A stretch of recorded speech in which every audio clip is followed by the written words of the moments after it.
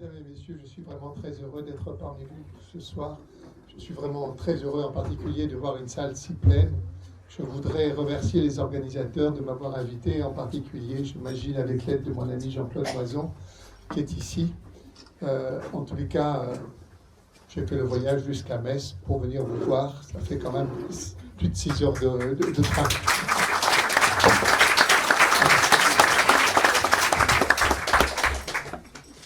Et il faisait beau à Metz.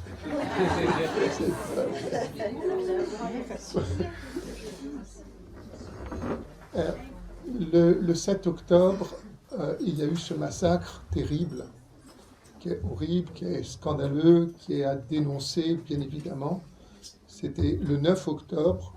J'ai appelé, il y avait plus de 1000 blessés, en plus des 1200 qui avaient été tués par le Hamas, il y avait plus de 1000 blessés.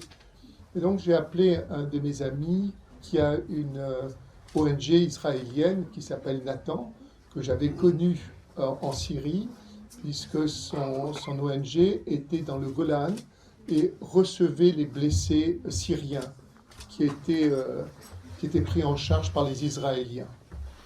Donc je le connaissais bien et nous avions eu l'habitude de nous rencontrer et c'était lié une amitié entre nous deux. Je l'ai donc appelé le 9 octobre pour lui dire que s'il avait besoin d'un renfort médical pour la prise en charge des 1000 blessés, bien évidemment, nous pouvions organiser une mission médicale en Israël pour les prendre en charge.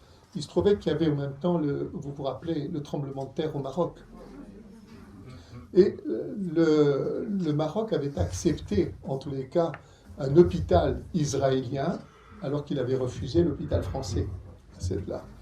Et donc, il m'a dit, ce qu'on pourrait faire à ce moment-là, c'est que plutôt que de venir, il y aura toujours le problème de la langue en Israël, mais ton équipe pour aller au Maroc, nous remplacer dans notre hôpital, et moi je rapatrie les Israéliens qui sont là-bas.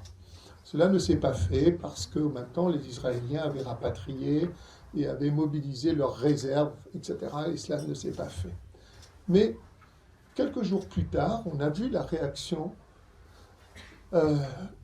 israélienne contre le peuple palestinien, qui était d'emblée, le but étant essentiellement de faire en sorte qu'il y ait une zone de no man's land dans le nord de la Palestine, de Gaza, pour empêcher le Hezbollah d'approvisionner en armes par le Liban. Et donc ils ont commencé par faire déplacer en masse la population de Gaza, ne leur permettant pas même de partir avec leurs voitures, etc. Ils ont bombardé et les bombardements étaient d'une très très grande intensité. Les gens se sont sauvés, il y a eu des centaines de milliers de morts dans le nord de Gaza, et ils ont coupé à ce moment-là Gaza en deux parties, la partie nord et la partie centrale, et la partie sud était complètement isolée du nord, dans le seul but de faire une table rase là-dedans, en faisant se déplacer plus de 1 500 000 personnes, sans qu'il y ait, en leur disant de surcroît que dans la zone du sud, ils seraient protégés, qu'ils seraient dans une zone de non-violence, mais rien n'avait été au même temps préparé pour cette population qui s'est retrouvée dans la ville de Rafah. La ville de Rafah, c'est une ville de 240 000 habitants dans le sud, qui d'un seul coup s'est vue monter à plus de 1 500 000 personnes, où rien ne les attendait. Au même temps, bien évidemment, les Israéliens ont fermé les postes frontières, ne permettant pas l'approvisionnement par Rafah, par l'Égypte, ou éventuellement par Karem Shalom, c'est-à-dire par le... Et donc on s'est retrouvé devant une situation humanitaire qui était inacceptable, bien évidemment. Le fait de faire déplacer des populations dans cette situation-là est considéré comme un crime de guerre. Le fait, bien évidemment, de couper et d'empêcher l'approvisionnement, c'est un crime de guerre. Et de surcroît, les ONG, les Israéliens avaient interdit l'entrée à Gaza de toutes les ONG. Force a été de nous mobiliser. C'est vraiment quelque chose dans l'histoire de l'action humanitaire. Pour la première fois, un pays interdisait l'entrée, même de manière clandestine, interdisait l'entrée des ONG dans une zone qui étaient dans une situation de catastrophe humanitaire. Et il y avait aussi dans la zone de Gaza, c'est-à-dire dans la partie nord, le siège de Médecins du Monde bombardé, le siège de Médecins sans frontières bombardé, le siège de Handicap International bombardé de surcroît, etc. Donc on était devant une situation qui était étonnante et de voir même scandaleuse, de voir un peu la manière dont les Israéliens procédaient dans cela. Et nous avons alors créé un collectif en France qui réunissait les plus grandes ONG internationales, que ce soit Médecins sans frontières, Médecins du Monde, que ce soit aussi NRC, c'est-à-dire Norwegian Refugee Council, les plus grandes ONG, et nous avons demandé à être reçus par Macron en disant « cette situation n'est pas acceptable, nous demandons à être reçus par Macron ». C'était la veille de son départ pour Israël. Tous les présidents avaient été partis en Israël, Macron était un des derniers à y aller, et la veille, nous étions reçus par la cellule diplomatique de l'Élysée, ils nous ont acceptés. C'était une jeune femme, très gentille d'ailleurs, mais qui semblait complètement déconnectée par rapport à la situation, et qui nous a reçus. Le conseiller n'était pas là, il y avait cette dame qui était une des conseillères de la cellule diplomatique de l'Élysée qui nous a reçus. Alors, bien évidemment, nous avons expliqué que la situation humanitaire était terrible, que les informations que nous avions des équipes qui étaient sur le terrain étaient terribles, et que, de surcroît, on ne nous laissait pas rentrer pour pouvoir travailler et aider cette population. Et là, j'ai dit à ce moment-là que le discours de la France, du président Macron qui allait en Israël, devait se singulariser par la nécessité de rappeler les valeurs fondamentales de notre pays, qui étaient des valeurs d'humanité, de défense des droits de l'homme. Et c'était ce discours qu'il fallait absolument qu'il tienne aux Israéliens dans la situation telle que nous la vivions. Et c'était vraiment important que la France se singularise par rapport aux autres qui étaient tous partis, y compris la ministre de la Défense et des Affaires étrangères qui était partie soutenir le gouvernement de Netanyahou sous prétexte de le droit à se défendre. Mais est-ce que le droit à se défendre, c'est massacrer une population innocente? Le droit à se défendre, bien entendu, personne ne le contexte, mais faut-il pour autant massacrer une population qui était totalement innocente du crime du 7 octobre? Et donc, nous lui avons dit, il faut que la France se singularise par un autre discours qui est un discours humanitaire, défense des droits de l'homme. Et puis quand M. Macron va là-bas, alors c'est inexplicable, parce qu'il a surpris tous les conseillers de l'Élysée, y compris des Affaires étrangères. Il propose une coalition internationale, d'accord, sur l'exemple de Daesh, la lutte contre Daesh, et d'envoyer cette coalition internationale à Gaza. Ce qui a fait un bid complet, personne ne l'a relevé, bien évidemment, mais le problème, c'est que tous les conseillers de l'Élysée que nous avions vus, ils ont passé leur temps à rétropédaler, d'accord, parce qu'il avait surpris tout le monde. Ça lui avait traversé comme c'est la tête, tiens, pourquoi pas, je vais le dire, à croire même que, comme nos élections là, d'accord, ça lui a passé par la tête, il se dit, tiens, pourquoi pas, et hop, on nous fait revoter. Et donc, ce n'était pas le discours qu'on attendait.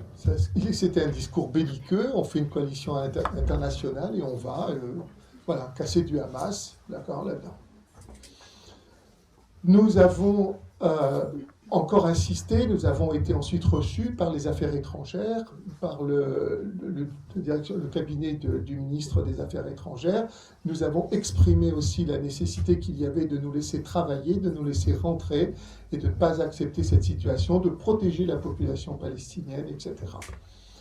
Alors, la situation était telle que Macron, une semaine après, organise à toute vitesse la première conférence internationale d'aide humanitaire à Gaza. Une semaine après son voyage en Israël. Un changement complet. D'un seul coup, le voilà devenu humaniste. Et il organise en une semaine cette conférence internationale à Paris. Nous recevons, bien évidemment, une invitation, mais du fait que nous étions si nombreux comme ONG, le ministère des Affaires étrangères nous dit choisissez 2 ONG parmi les vôtres, parmi l'ensemble, et on vous donne 3 minutes. On vous donne 3 minutes. Or, la réunion était entre 10h et 13h. Elle devait durer 3 heures, cette réunion internationale pour l'aide humanitaire à Gaza. Elle devait durer 3 heures. Et à nous, ONG, on nous donnait 3 minutes. Bien évidemment, nous avons dit, non, on n'y va pas. On ne vient pas. La question qu'on y a. Donc, nous sommes retournés aux affaires étrangères, on nous a reconvoqués et nous avons discuté. À ce moment-là, on est passé de 3 minutes à 6 minutes. La réunion a eu lieu, bien évidemment, on a accepté ces 6 minutes. La réunion a eu lieu, mais nous avions préparé en même temps un endroit tout près de l'Élysée pour pouvoir faire éventuellement une conférence de presse, d'accord, pour dire si on était content ou mécontent. Mais en tout cas, nous voulions l'exprimer et nous avions prévu de faire à l'issue, vers 14h, une conférence de presse. Alors, nos amis vont, c'était Médecins sans frontières qui était qui nous représentait, ainsi que RC, c'est-à-dire les Norvégiens, qui étaient là, qui nous représentaient. Immédiatement, nous étions, nous, à l'extérieur, nous voyons sur nos téléphones apparaître, voici le lien, la conférence est en live, et vous pouvez la voir sur Internet. Alors on se branche dessus, effectivement on avait en live, on avait la conférence, M. Macron, président de la conférence, etc. Il y avait tous les États arabes, etc., les pays occidentaux aussi, avec certains premiers ministres qui étaient là présents. M. Macron prend la parole et mobilise, puisque c'était dans le cadre de l'action humanitaire, il fait cette annonce, la France passe de 10 millions qu'elle avait débloqués à 100 millions, et elle appelle les autres États à faire de même, etc. Un peu qui allait donner, les pays arabes disent, nous on donne 1 milliard, etc. Mais à quoi servait cet argent si on ne pouvait pas rentrer, et si l'aide ne pouvait pas? Ils pouvaient débloquer toutes les sommes qu'ils voulaient, mais que de toute façon, à quoi ça servait? Puisque de toute façon, on ne pouvait pas rentrer, et aucune aide ne pouvait rentrer, ni aucun aliment ne pouvait rentrer, etc. Mais, là, le tour de parole est fait, mais au bout d'une heure, M. Macron se lève, fait le tour, et serre la main, et s'en va. Au bout d'une heure. Et c'est la ministre de la Défense, des Affaires étrangères, qui prend la parole, qui prend la présidence. À ce moment-là, des serveurs rentrent dans la salle. Ils étaient là pour 3 heures, de 10h à 13h. Et ils devaient discuter de l'aide humanitaire. Des serveurs rentrent avec des sandwichs et des boissons et commencent à les distribuer aux personnes autour de la table. On se dit, ils se foutent de nous. Vraiment, aucune considération par rapport à la situation. Est-ce qu'ils ont vraiment besoin d'un sandwich? D'accord, ils auraient pu le prendre avant ou ils le prendraient après, mais est-ce qu'ils ont besoin pendant la séance de travail de le faire? Macron parti, pof, le live s'arrête. Plus de retransmission. Donc au fond, c'était du cinéma. D'accord, tant qu'il était là, il se faisait filmer. Dès qu'il est parti, il ne se fait plus filmer, il arrête. Et donc, bien évidemment, nos collègues nous envoient un message en disant on se fout de nous. Je leur dis, vous sortez. Ne restez pas. Montrez que nous ne sommes pas d'accord, vous sortez.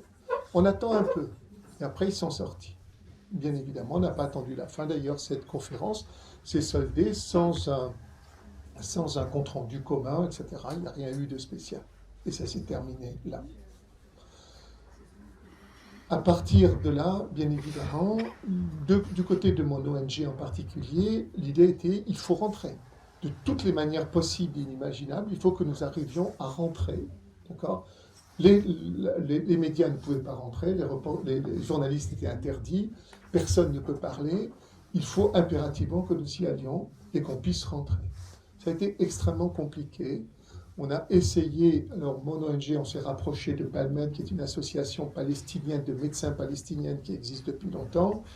Eux avaient des contacts avec l'Égypte, ils ont tenté d'obtenir une autorisation des Égyptiens, pas possible de l'obtenir. À ce moment-là, on a fini par trouver une ONG américaine, Rama. Nous nous sommes rapprochés de cette ONG américaine qui a accepté de nous mettre. Ils étaient, eux, en relation avec Israël et avec l'Égypte, et ils avaient obtenu l'autorisation pour une vingtaine de médecins dans lesquels il fallait envoyer, etc. Et 7 médecins français, nous sommes greffés avec Ramat. Et donc, au mois de janvier, fin janvier, nous avons pu partir à 7 médecins avec les Américains. Nous sommes passés par le Caire et nous sommes rentrés. Je faisais partie, bien évidemment, de cette première mission médicale qui pouvait rentrer à l'intérieur de Rafah. Quand on est rentré, bien évidemment, au niveau du poste frontière, il n'y avait personne. Nous avons été reçus par les autorités du ministère de la Santé de Gaza, qui savaient que la première mission médicale arrivait, et donc il y avait quelques autorités qui étaient là présentes pour nous accueillir, etc. Puis, il y avait des véhicules qui nous ont pris en charge. Nous avons traversé la ville de Rafah pour nous rendre à l'hôpital européen, qui est dans le gouvernorat de Khan Younes, mais qui n'est pas plus de 15 km de la ville de Rafah. On a traversé la ville de Rafah, il y avait énormément de monde qui était là, et nous sommes allés directement sur l'hôpital européen. Arrivés à l'hôpital européen dans nos véhicules, enfin c'était des minibus, on était dans des minibus, les gens ont remarqué, en arrivant près de l'hôpital, il y avait une foule qui vivait autour de l'hôpital, de déplacés qui étaient venus se coller contre l'hôpital pour se mettre en situation de sécurité en se disant en arrêtant près de l'hôpital, on risquera moins d'être bombardés. Et donc il y avait 25 000 personnes qui s'étaient collées contre l'hôpital européen. Nous avons traversé avec les véhicules. Les gens se sont rendus compte à ce moment-là que nous étions de l'extérieur, que nous avions réussi à pénétrer à l'intérieur. Et alors, c'était un moment de grande émotion, parce qu'on avait vraiment le sentiment d'être comme des libérateurs. Ils nous ont vus rentrer, ils couraient derrière, ils tapaient aux portes, etc. Ils nous faisaient des signes. Comment est-ce que vous avez fait pour rentrer, etc. À l'entrée de l'hôpital, il y avait tout le staff de l'hôpital qui était sur les marches de l'hôpital européen. Et ils étaient tous là. Tous les médecins étaient sortis, etc.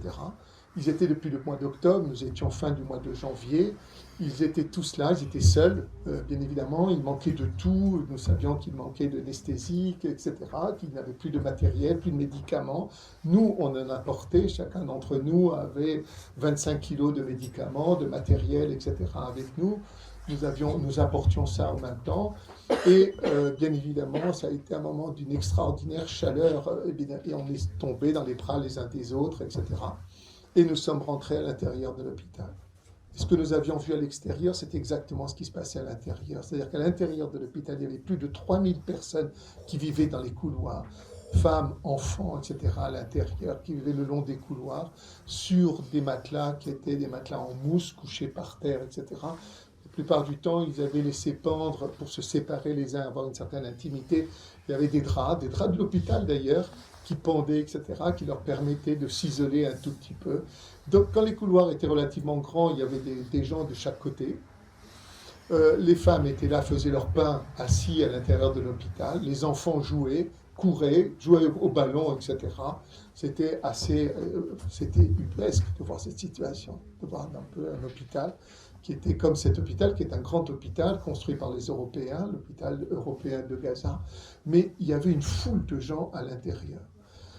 Nous avons été reçus par le directeur, puis ensuite on nous a hébergés, nous étions 5 par chambre, on nous a hébergés dans l'école d'infirmières qui était derrière l'hôpital européen, où on nous a répartis, l'ensemble des médecins, nous avons été répartis, on était 5 à 6 dans une chambre, et on s'est rendu compte que toute l'école d'infirmières, en fait, était remplie de monde. C'était tous les médecins, tous les soignants, etc., du nord de Gaza.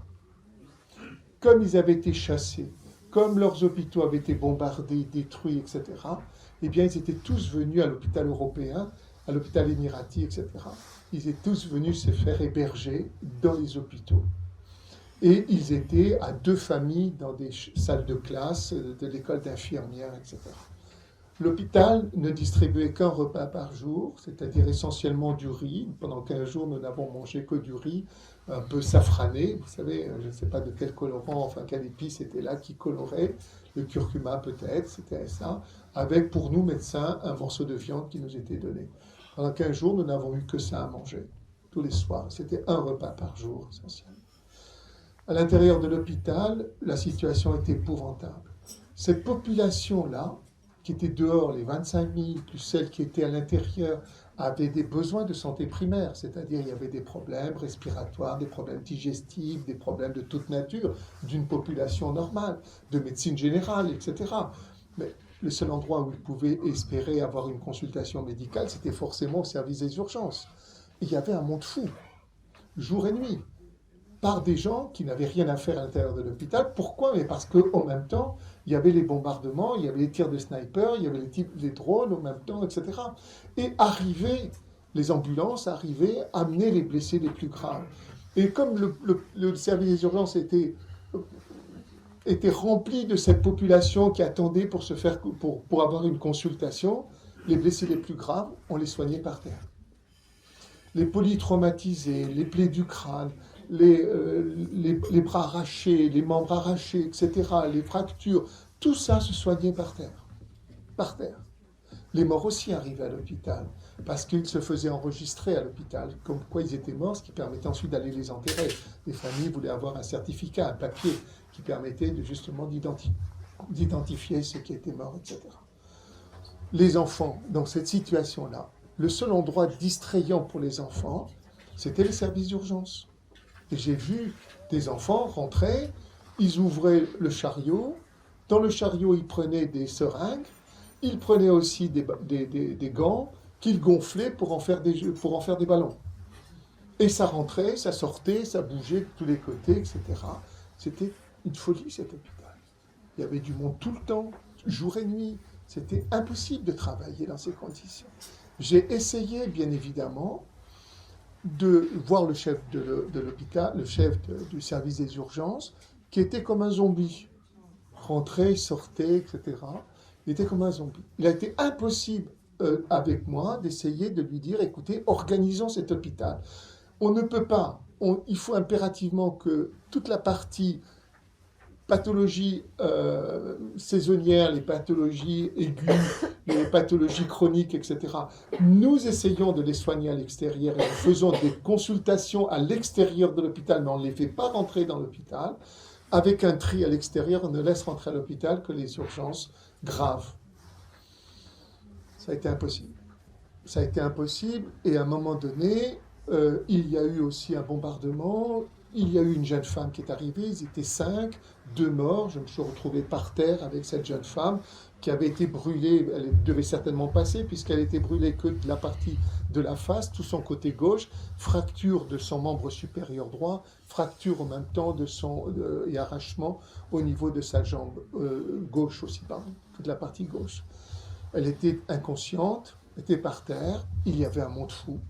Et vous ne savez absolument pas qui est là. Est-ce que ce sont des médecins? Est-ce que ce sont des infirmiers? Est-ce que ce sont des internes? Vous ne savez pas, il y a plein de monde autour, entre les curieux qui sont là, etc. Et on se retrouvait par terre. J'ai essayé de crier en disant, maintenant ça suffit, vous dégagez, je ne veux plus voir personne autour de moi, etc. pour pouvoir la prendre en charge. C'était impossible. J'ai perdu ma voix, tellement j'ai crié. De ma vie, je n'ai jamais crié aussi fort pour essayer d'obtenir quelque chose. C'était là. Alors, des médecins, ça n'en manquait pas. Des soignants, ça n'en manquait pas, puisqu'ils étaient tous ceux qui étaient du Nord, etc., se retrouvaient là. Comme leurs familles étaient dans des pièces, dans des chambres, etc., eux se trouvaient dans l'obligation d'aller dans les services pour lesquels ils étaient spécialisés, que ce soit en cardiologie ou ailleurs, etc. Eh bien, ils y passaient toute la journée. Et au lieu de s'organiser en faisant des équipes avec nous qui arrivons de l'extérieur, on aurait pu faire des équipes de rotation pour qu'eux se reposent et que l'on tourne, etc. Ben, c'était pas possible. Et tout le monde était sur le pont tout le temps. Tout le monde était sur le pont. Et puis, il manquait de tout. Il manquait absolument de tout. À la fin, on ne pouvait plus faire d'anesthésie générale, nous ne pouvions faire que des anesthésies locaux-régionales, des rachianesthésies, des choses locales, etc. Mais on ne pouvait plus. Les blessés arrivaient, ceux qui avaient des fractures mais qui n'étaient pas ouvertes, les fractures n'étaient pas ouvertes, eh bien, ils n'étaient pas soignés, on les renvoyait en disant tu reviendras plus tard quand on pourra te mettre une attelle, etc. Et à ce moment-là, bien évidemment, il a fallu commencer à faire un triage inversé. La réanimation était pleine, il n'y avait que 8 lits en réanimation, manquait d'oxygène, manquait d'antibiotiques, etc. Alors à ce moment-là, le choix a été décidé de ne pas prendre les blessés les plus graves, c'est-à-dire on a inversé le triage. Les extrêmes urgences, les urgences graves, c'était considéré comme des mourituries et on les laissait mourir sans accompagnement parce qu'il n'y avait pas de morphine, il n'y avait pas d'antibiotiques, etc. On les mettait dans un coin et on les laissait mourir. C'était une situation que je n'ai jamais vue. J'ai toujours été sur des terrains de guerre. Toujours. Je suis allé 35 fois en Syrie. Je suis allé en Ukraine 12 fois dans les zones de Kharkiv, etc. Bien évidemment que donc quand on fait un triage, il y a les mourituries, c'est-à-dire les extrêmes urgences, les urgences dépassées. Et vous savez très bien que celles-là, vous ne les sortirez pas, que vous allez perdre du matériel, des moyens, etc. C'est pas la peine, on le sait. Donc on les laisse mourir. D'accord? Mais là, on n'était pas dans cette situation-là. On était dans le fait de dire, on peut les soigner, mais on n'a pas les moyens, donc on les laisse mourir. On les laisse mourir. Et c'est une situation, et je l'ai dit, lorsqu'une population, on détruit le système sanitaire, lorsqu'on ne n'autorise pas l'approvisionnement, ni médical, ni l'alimentation alimentaire, etc., d'une population, lorsqu'on coupe, bien évidemment, et qu'on concentre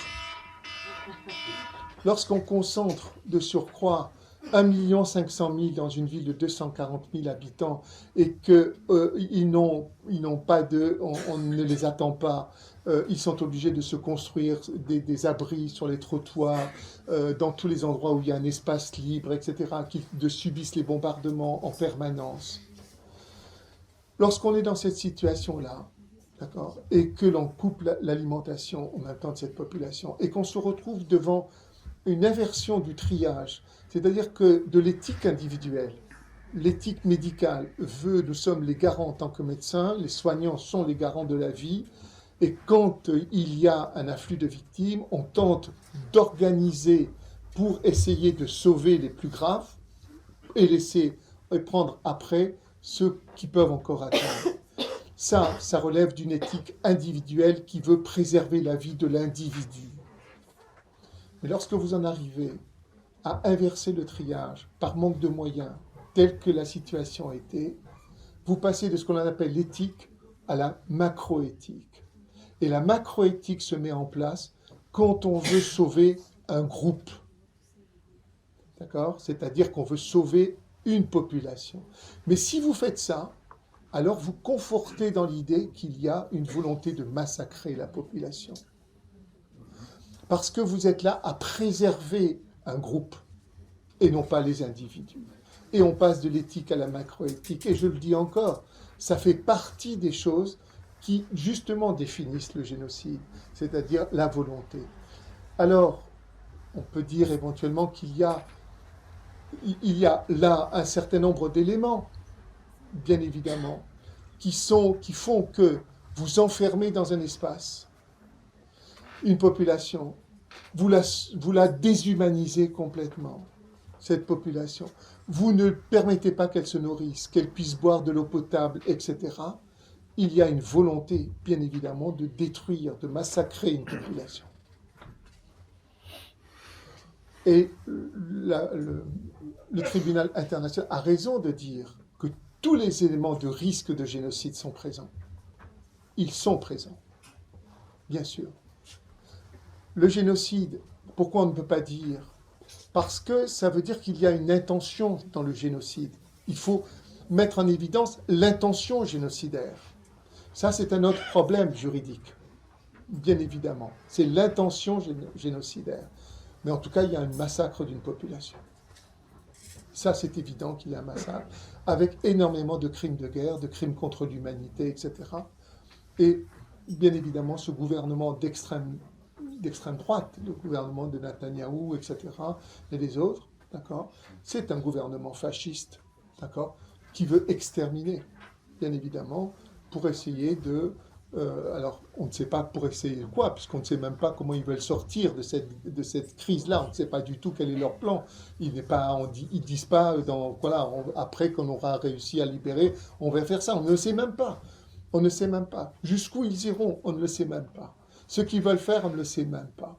Et on n'a pas l'impression non plus quand on regarde bien, qu'ils ont une volonté, en tous les cas, de sauver les otages. Car quand on regarde, au fond, cette opération est un échec complet pour eux. Plus de 8 mois de guerre, là, avec ce massacre, ces bombardements, entre 300 à 600 bombardements par jour, contre cette population. Au total, qu'est-ce qu'ils ont libéré? Tous ceux qui ont été libérés l'ont surtout été par la négociation.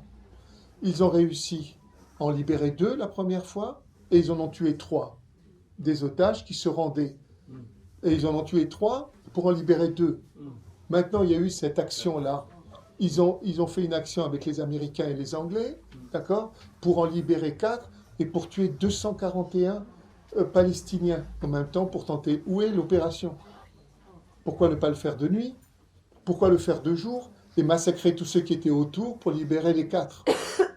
Alors qu'une opération normalement de cette envergure se fait plutôt la nuit, avec discrétion, etc. Les gens sont couchés et on va directement sur la cible.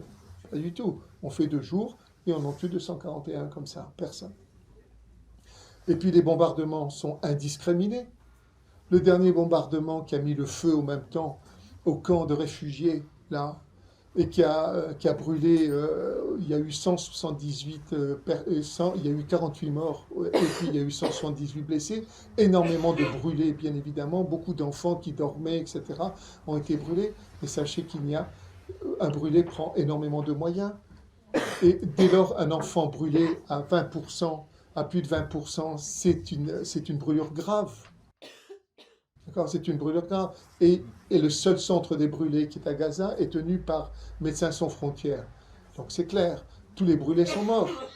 Et puis tout s'infecte à Gaza, tout s'infecte. Déjà, c'était très connu qu'à Gaza, le taux de résistance bactérienne était très élevé. Très élevé. Parce qu'il n'y a jamais eu, si vous voulez, d'une politique des antibiotiques à Gaza. Les gens pouvaient prendre des antibiotiques chaque fois qu'ils avaient envie, etc. Et c'est un des endroits du globe où on savait que la résistance aux antibiotiques était très élevée à Gaza.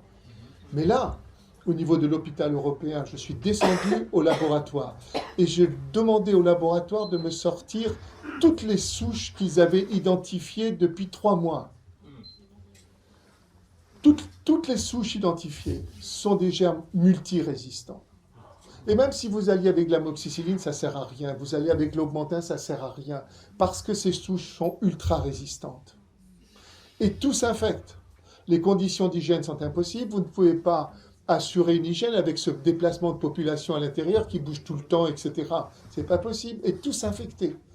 Si vous rajoutez la dénutrition, qui ralentit la cicatrisation, qui baisse les défenses immunitaires, tout s'infecte. Et beaucoup des patients qui avaient eu éventuellement ce qu'on appelle des fixateurs externes, lorsqu'il y a une fracture complexe avec perte de substance, c'est-à-dire avec une plaie, on ne peut pas, bien évidemment, tant que la plaie n'a pas été réparée, vous ne pouvez pas mettre du matériel, vous ne pouvez pas faire un traitement orthopédique. Donc on met ce qu'on appelle un fixateur externe. On met des broches et on aligne les os à partir d'un système de fixation. Comme les pansements ne pouvaient pas être refaits quotidiennement, comme ça se fait en France, en n'importe où, etc. Les gens revenaient, ils repartaient sous leur tente, ils revenaient, tout était sale, tout était infecté. Il y avait ce qu'on appelle des ostéites, c'est-à-dire des infections de l'os, d'accord, et on les amputait. Et on les amputait systématiquement, etc. Voilà la situation dans les hôpitaux telle qu'elle s'est présentée au mois de janvier. Je suis allé à Rafah, bien évidemment. Je voulais voir quelle était la situation dans la ville de Rafah. Nous y sommes allés plusieurs fois. Alors vous aviez cette foule qui déambulait comme ça, qui était désœuvrée, qui cherchait de l'eau, qui cherchait de la nourriture. Est-ce qu'il y avait des choses à vendre? Oui, il y avait des choses à vendre. Il y a toujours du trafic entre les Égyptiens d'un côté et les commerçants de Gaza. Et ils arrivent à faire passer de la nourriture, bien évidemment. Si la nourriture de l'aide humanitaire internationale ne rentre pas, il y a toujours une entente entre ceux qui sont au poste frontière. Vous pouvez sortir de Gaza si vous payez $5 000 par personne. D'accord? On vous fait sortir, moyennant $5 000 par personne pour sortir en Égypte. Et la nourriture rentre aussi. C'est une nourriture de base. Hein. C'est du cornet de beef, mais pas du cornet de beef, mais du cornet de poulet, kozéoulé, etc., une sorte de pâté, de poulet qui est vendu en boîte comme ça. Il y avait aussi du fromage dans des cubes, etc. Il y avait des choses comme ça qui étaient vendues, chères, très chères. Des œufs, on n'en voyait pas du tout. Vous n'en voyez pas. D'accord? On m'a dit que quand il y en a, c'est de plus de 1 euro. D'accord? L'œuf. Donc il n'y en avait pas. Mais il y avait ces commerçants qui étaient là et qui vendaient leurs trucs. Et la foule était là, qui regardait, ceux qui pouvaient encore acheter. Ceux qui étaient dans le nord, qui étaient partis, bien évidemment, les banques avaient fermé, les gens ne pouvaient pas retirer d'argent, il y avait un seul ATM qui distribuait, distributeur de billets, là il y avait une foule permanente, il fallait garder, etc., une foule permanente pour essayer d'avoir un peu de leur argent. Alors, ça crée une tension, la moindre, les gens se bousculent, ça passe de suite à se taper dessus, ça crée, vous imaginez bien cette foule qui déambule comme ça entre les commerçants, qui voient ça, qui regardent, qui ne peuvent pas acheter, il y a ceux qui peuvent acheter, ceux qui ne peuvent pas acheter, ça crée une situation de tension. À un moment donné, près de l'hôpital européen, où il y avait quelques commerçants, il y en a un qui a essayé de voler une boîte de conserve, il a passé la main, il y avait la foule, il a passé la main pour essayer de récupérer sa boîte, le gars, le commerçant, lui a attrapé son bras pour l'empêcher, il était caché derrière du monde, donc il l'a retenu, l'autre a voulu se défendre, du même coup il est pris à partie, par la foule elle-même, il sent que ça va aller très mal pour lui, il se met à courir, il est poursuivi par une foule qui veut le lyncher, il essaye de rentrer à l'intérieur de l'hôpital européen, le garde sort à ce moment-là, tire en l'air, 2 salves en l'air pour calmer la foule, etc. Il y a une situation de tension qui est énorme. Les gens ont faim. Quand les camions de l'UNRWA, ceux qui arrivaient à arrivaient, il fallait une milice, parce que les gens voulaient sauter dessus pour essayer de prendre la farine, le blé, etc. Mais imaginez la pression que cela crée sur cette population. On dit, regardez-les, ils attaquent les trucs, etc. Ben oui, mais quand une population est déshumanisée, quand on a retiré la dignité aux personnes, lorsqu'un père ne peut pas nourrir sa famille, quand il ne peut pas leur donner à boire, quand il ne peut pas, etc., il y a pire que de tuer un homme. C'est justement lui enlever sa dignité. Quand vous le ramenez à cette situation-là, qu'il ne peut pas nourrir sa famille, qu'il ne peut pas la protéger, qu'il ne peut pas la préserver, etc., c'est pire que de tuer. Parce que vous le faites vivre dans des conditions qui sont inhumaines, inacceptables. Vous le ramenez à une situation où il perd tout son état, toute sa personne. Et là, c'est exactement ce qui se passe.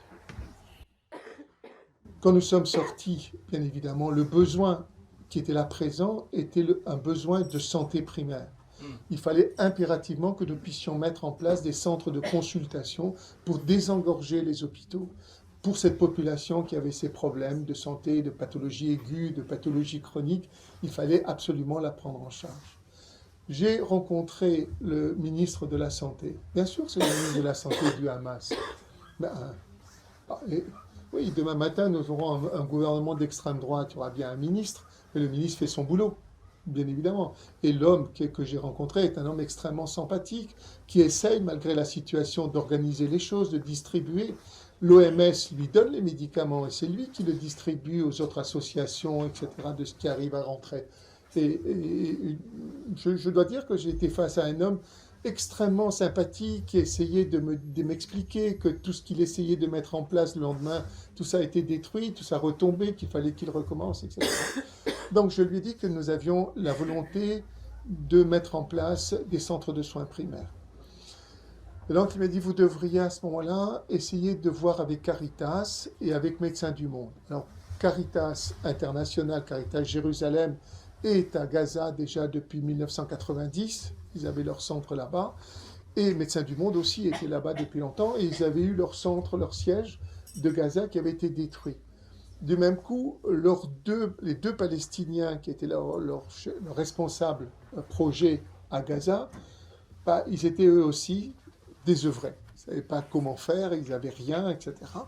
Donc, je les ai rencontrés, les gens de Médecins du Monde, j'ai rencontré les gens de Caritas International. Nous avons eu une réunion au niveau du ministère de la Santé, à l'hôpital Emirati, et nous avons décidé de travailler ensemble, de manière à nous renforcer dans la situation aussi difficile et aléatoire. Une ONG toute seule, ça paraissait compliqué. Et eux étaient là déjà depuis des dizaines d'années. Donc ils connaissaient mieux le terrain que nous. Donc à rentrer en France, nous avons fait ce qu'on appelle un consortium à 3 ONG. Nous avons été financés par le ministère des Affaires étrangères, le centre de crise qui nous a financés. La situation étant très aléatoire, il n'était pas évident que nous pouvions créer un projet sur un an. Il fallait bien faire quelque chose qui soit mobile, qui soit capable de se déplacer en fonction de la situation. Si les Israéliens demandaient de nouveau à la population de se déplacer, il fallait que nos systèmes soient, etc. Et donc, nous avons été financés pour 4 mois sur la base de 6 centres de soins. Et donc, je suis retourné la deuxième fois, fort du fait que nous avions cet argent. Mais le problème, c'est que comment faire entrer de l'argent? C'était compliqué aussi. Alors, bien évidemment, on en est au cash, d'accord? Et on rentre avec l'argent que l'on peut rentrer dans sa poche, en déclarant que ce que l'on peut sortir. Et le reste, bien évidemment, c'est... voilà. Nous sommes rentrés et le mois dernier et nous avons recruté avec Caritas International qui était sur place et avec Médecins du Monde, nous avons mis en place 6 centres de soins primaires qui fonctionnent. On est entre 150 et 180 patients par jour là. Puis ensuite, on a même... Alors, quelque chose de différent par rapport au mois de janvier, c'est que quand je suis rentré, les négociations étaient en cours en Égypte. Et donc, il y avait des négociations entre le Hamas au Caire. Et donc, on supposait que, vraisemblablement, il semblait qu'on allait vers une trêve possible. Et donc, ça a créé Il y avait plus de nourriture aussi qui était rentrée. Il y avait beaucoup plus de gens. Ça faisait maintenant plusieurs mois que les gens s'étaient installés, en quelque sorte, avaient fait leurs abris, etc. Et donc, par rapport à ce que j'avais connu en janvier, on était plutôt dans une situation où les gens semblaient plus calmes. Plus de monde, il faisait beau, il n'y avait pas autant d'eau par terre, etc., que la première fois en hiver où il pleuvait beaucoup, etc., il y avait de l'eau partout. Là, il faisait beau, les rues étaient sèches, il y avait un peu plus de nourriture, il y avait même des bars qui avaient rouvert où ils vendaient du thé, etc. Donc, on semblait dans une situation d'accalmie. Et c'est au point que dans un camp, j'ai été invité par le chef du camp à un double mariage. Et j'ai assisté au 3e jour, le soir, il y avait des gens qui se mariaient. Voilà. Et donc on a participé à ce mariage. Et c'est vraiment un sentiment de détente. Il y avait un sentiment de détente. Et puis d'un seul coup, tout ça s'est effondré. Et on l'a su comment que ça s'était effondré? Dans la rue. D'un seul coup, il y a eu une animation. Les gens se sont mis à courir. Ils allaient acheter de la nourriture. Ça criait de tous les côtés. Les commerçants devaient fermer à 17h. Et dire, mais qu'est-ce qui se passe? Qu'est-ce qui se passe? Les Israéliens ont refusé la trêve. Et immédiatement, ils avaient annoncé l'attaque sur Rafah. Et donc, la population a compris qu'il y allait avoir des problèmes de déplacement, etc. Et donc, ils se sont jetés sur la nourriture qu'ils pouvaient avoir. Et donc, ça a créé ce vent de panique. Effectivement, dès le soir, les bombardements ont commencé de manière très intense. Très, très intense. Et donc, j'ai dit, s'ils attaquent Rafah, il vaut mieux qu'on sorte. Parce qu'il n'est pas dit que nous puissions sortir. Parce qu'ils vont essayer de fermer. Donc, le dimanche, nous avons inauguré les centres. D'accord? On devait les inaugurer le lundi, on devait partir le mardi, et là, le mercredi, et là, j'ai dit non, on va partir. On va partir plus tôt. Et donc, on a poussé, on a inauguré nos centres, hein, et on a fait une petite fête. Là, c'était encore possible le dimanche. Et le lundi, on s'est dirigé vers Rafah pour sortir à ce moment-là.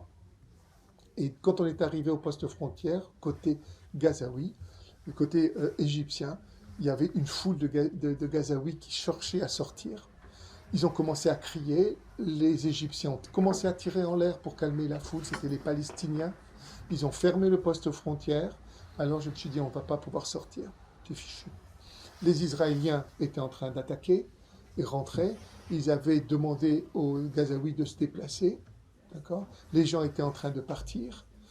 Et ils allaient vers où? Vers Khan Younes. Khan Younes, à ce moment-là, nous étions, à l'hôpital Al-Aqsa, c'est-à-dire vers le centre. Et nous traversions Khan Younes, la ville de Khan Younes, complètement détruite. complètement détruite. Je dis bien détruite. On ne peut pas dire que c'est discriminé, ciblé, etc. Mais pas du tout. Tout est détruit.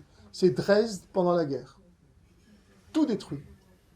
Les gens, du même coup, se sont vus obligés de partir et ils ne pouvaient pas repartir chez eux vers le nord. Donc, ils ont remonté jusqu'à Khan Younes pour s'installer dans les ruines. Imaginant que, puisqu'ils avaient déjà été bombardés, ces ruines, ils n'allaient pas les rebombarder de nouveau. Donc, ils sont partis s'installer dans les ruines de Khan Younes.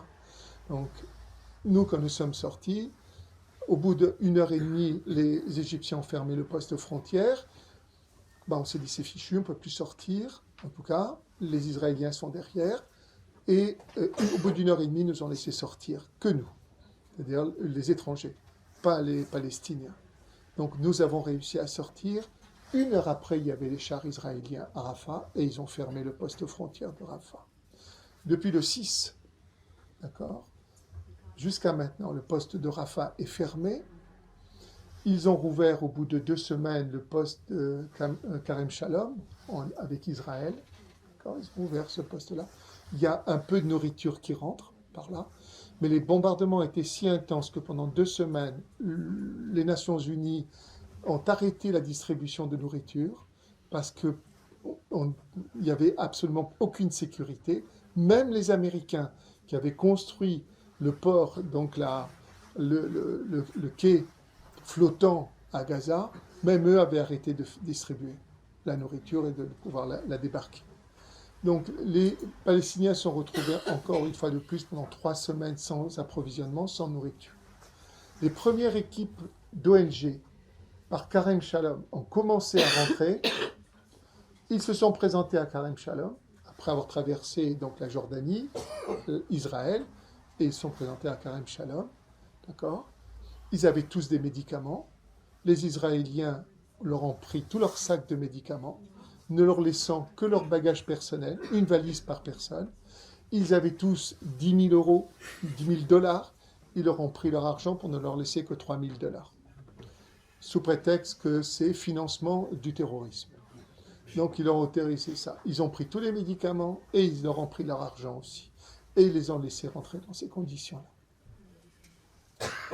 Voilà la situation telle qu'elle est aujourd'hui encore. Là. La nécessité d'un cessez-le-feu immédiat est vraiment important et nécessaire. Quand on regarde au fond tout ce qui s'est passé là, les humanitaires font ce qu'ils peuvent et font leur travail. Et sont dedans et prennent des risques. Et certains ont été tués aussi parmi les humanitaires. Sans parler, bien évidemment, des humanitaires aussi gazaouis qui ont payé très très cher, y compris les reporters qui font ça, qui tentent d'informer sur ce qui se passe. Les humanitaires font leur travail. La justice internationale a fait son travail. Il y avait eu la condamnation de la Cour internationale de justice. Il y a bien eu des condamnations dans Netanyahou, son chef d'état-major et les chefs du Hamas, comme criminels de guerre, etc. La justice a fait son travail. Qui ne fait pas son travail maintenant ? Les politiques. D'accord ? Les politiques. Y compris notre pays, Macron, etc., qui continue et qui ne met pas de sanctions, qui refuse de reconnaître la Palestine, etc. Le monde occidental. D'accord ? En particulier. D'accord ? Nos politiques ne font pas. La seule possibilité de faire bouger les hommes politiques comme nous, c'est comme ce soir. C'est à la société civile de se mobiliser. Il n'y a que la société civile.